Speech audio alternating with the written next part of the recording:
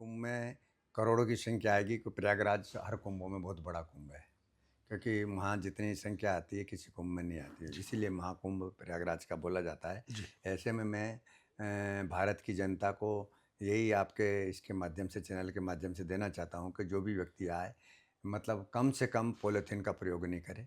जी। हाथ में अपने थैले लेके थैले आए। कोई भी सामान खरीदना करना धरना हो तो दुकान से पहले अपने थैले में चीज़ ले जी। और उससे काम करे। ऐसे कपड़े नहीं छोड़े, क्योंकि एक परंपरा है कि पुराने कपड़े नदी किनारे छोड़ देते हैं, घाट पे छोड़ देते हैं, वो वहीं पड़े रहते हैं।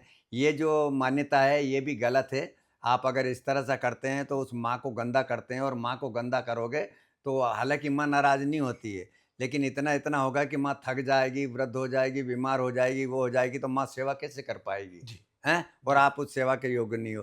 तो मैं तमाम आपके इसके माध्यम से मैं देशवासियों को, और जितने भी कुंभ में अपने धर्माचार्य लोग हैं या जितनी धर्मपरायण जनता है वो आती है, कम से कम अपना थैला लाए, पॉलीथीन का प्रयोग बिल्कुल न करें, गंदगी डस्टबिन में डालें, खुले में पेशाब नहीं करें, खुले में शौचालय नहीं करें, माँ के घाट पे जाए तो तेल साबुन इत्यादि का प्रयोग नहीं करें, हैं? और देखें तो किसी को भी समझाए कि भाई इस तरह की आप गंदगी नहीं करो। अगर हम ये वहाँ जाते हैं तो मैं समझता हूँ कुंभ का शाही स्नान है, कुंभ का शाही स्नान भी इसी में है, और वही मतलब सबसे बड़ा पुण्य लगेगा। अगर वहाँ जाके भी हम अपनी आदत को सुधारते नहीं हैं, तो उससे कोई पुण्य नहीं लगेगा, एक दिखावा हो जाएगा।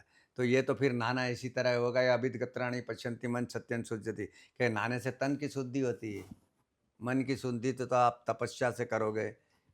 मन को शुद्ध करना हो, बुद्धि को शुद्ध करना हो, चित्त को शुद्ध करना है, तो उसके लिए तो आपका चिंतन ज़रूरी है, जी।